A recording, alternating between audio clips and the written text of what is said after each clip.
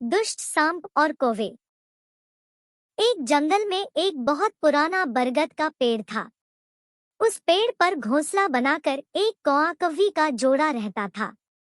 उसी पेड़ के खोखले तने में कहीं से आकर एक दुष्ट सर्प रहने लगा। हर वर्ष मौसम आने पर कौवी घोंसले में अंडे देती और दुष्ट सर्प मौका पाकर उनके घोंसले में जाकर अंडे खा जाता।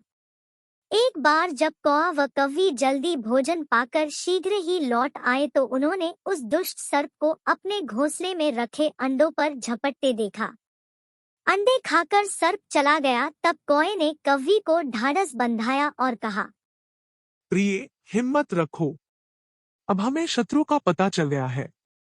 कुछ उपाय भी सोच लेंगे। कौए ने काफी सोचा विचारा और पहले वाले घोंसले को छोड़ उससे काफी ऊपर टहनी पर घोंसला बनाया और कौवी से कहा, यहाँ हमारे अंडे सुरक्षित रहेंगे।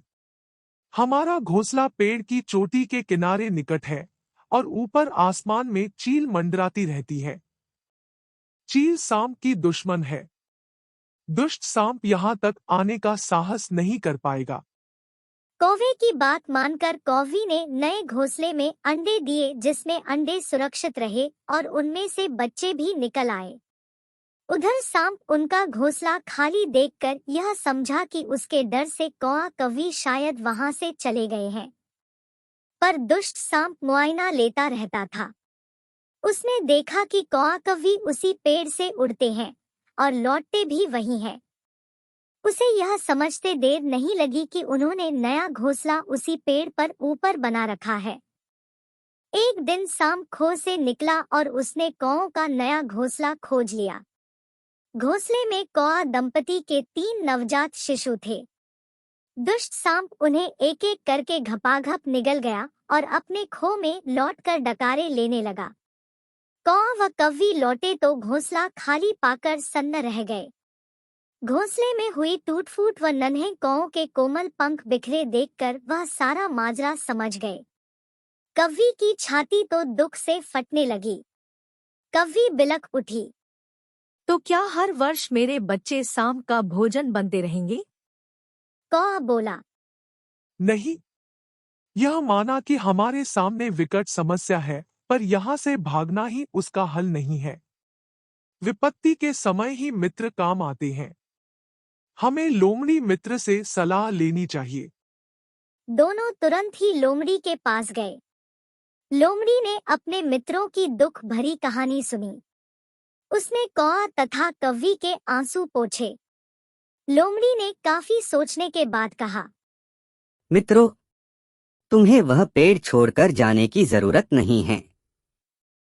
मेरे दिमाग में एक तरकीब है जिससे उस दुष्ट सांप से छुटकारा पाया जा सकता है।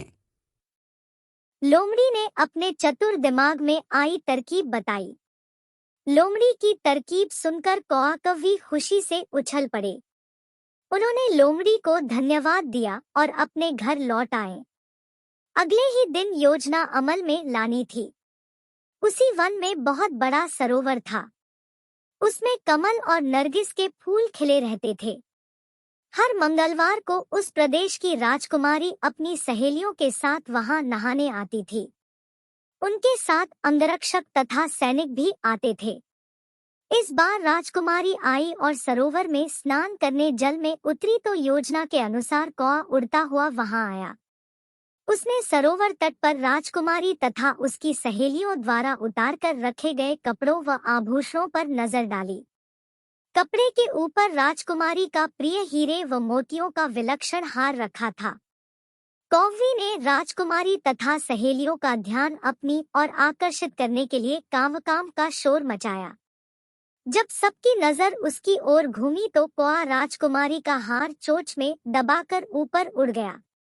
सभी सहेलियां चीखी, देखो देखो, वह राजकुमारी का हार उठाकर ले जा रहा है। सैनिकों ने ऊपर देखा तो सचमुच एक कौआ हार लेकर धीरे धीरे उड़ता जा रहा था। सैनिक उसी दिशा में दौड़ने लगे। कौआ सैनिकों को अपने पीछे लगाकर धीरे धीरे उड़ता हुआ उसी पेड़ की ओर ले आया। जब सैनिक कुछ ही दूर रह गए तो कोए ने राजकुमारी का हार इस प्रकार गिराया कि वह सांप वाले खो के भीतर जा गिरा। सैनिक दौड़कर खो के पास पहुंचे। उनके सरदार ने खो के भीतर झांका। उसने वहां हार और उसके पास में ही एक काले सर्प को कुंडली मारे देखा।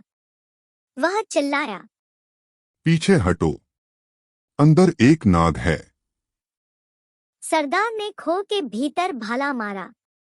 सर्प घायल हुआ और फुफकारता हुआ बाहर निकला।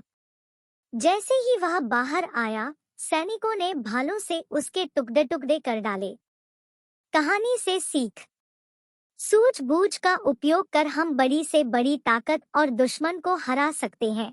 बुद्धि का प्रयोग करके हर संकट का हल निकाला जा सकता है।